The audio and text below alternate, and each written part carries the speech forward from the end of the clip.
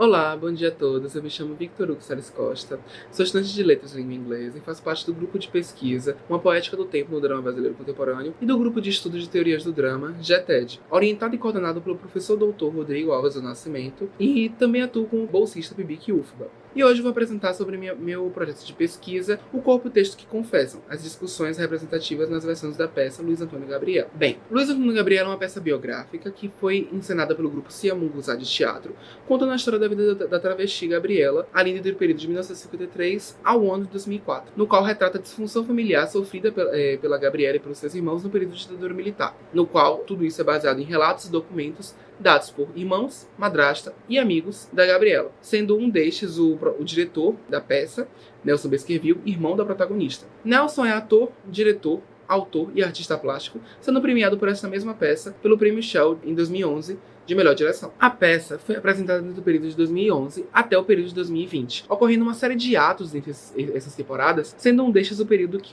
mudou a perspectiva da peça e contextualiza a iniciação científica, que é o período de reivindicação de artistas transexuais pelo fim do transfake, que seria a representação de pessoas transexuais por atores e atrizes cis, feita a partir do manifesto para o teatro Representatividade Transjá, Diga Não ao Transfake, pela atriz e dramaturga Renata Carvalho,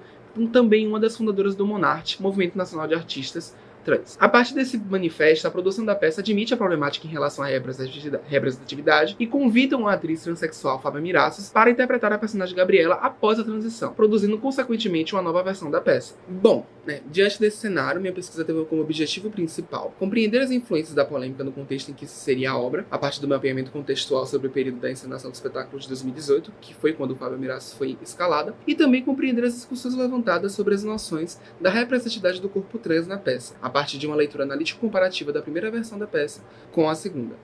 em que se foi capaz, a partir do método da diferença, se perceber diversas alterações do texto e na encenação. Bem, a partir dessas diferenças, mobilizamos conceitos teóricos para entender o papel da performance na peça, tendo como base uma noção geral da dinâmica do corpo no espetáculo, a partir do trabalho sobre teatro contemporâneo de Silva Fernandes, e como isso se relaciona com o texto cênico e suas características, no qual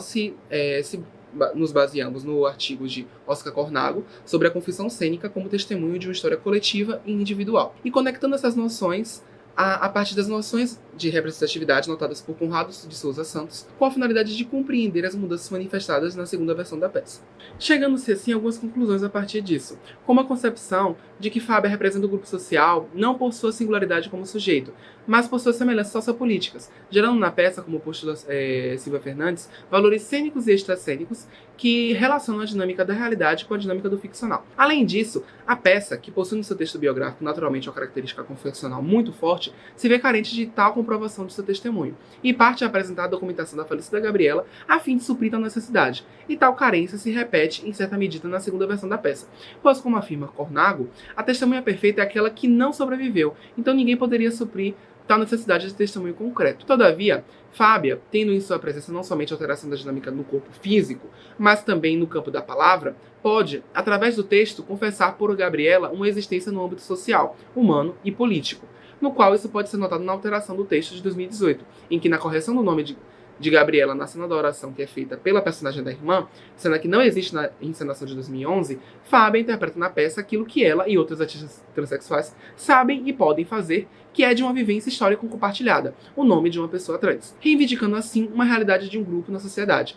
naturalizando um corpo e confessando uma existência social, que é o esperado por Renata Carvalho em seu manifesto. Dentro desse viés, é necessário se ressaltar que a pesquisa levantou algumas questões em relação ao papel da representatividade na sociedade, em relação a pensamentos universalistas, identitários e relativistas, correlacionado à agenda neoliberal para o fazer artístico. Pretende-se levar adiante essas discussões a partir da peça com o objetivo de compreender os limites que percorrem o fazer dramático contemporâneo. Diante do pressuposto, temos alguns resultados esperados, como compreender o imaginário construído da sociedade brasileira na perspectiva da representatividade no drama contemporâneo, elencar contribuições às questões abordadas no drama brasileiro para o enriquecimento da literatura nacional e contribuir para o desenvolvimento dos estudos de literatura do ILUFBA, fomentando a criação associada a produções do grupo de pesquisa GETED e do orientador Rodrigo Alves do Nascimento, através de publicações e participações de evento. No mais, finalizo pedindo um agradecimento especial para a minha agência de fomento, UFBA.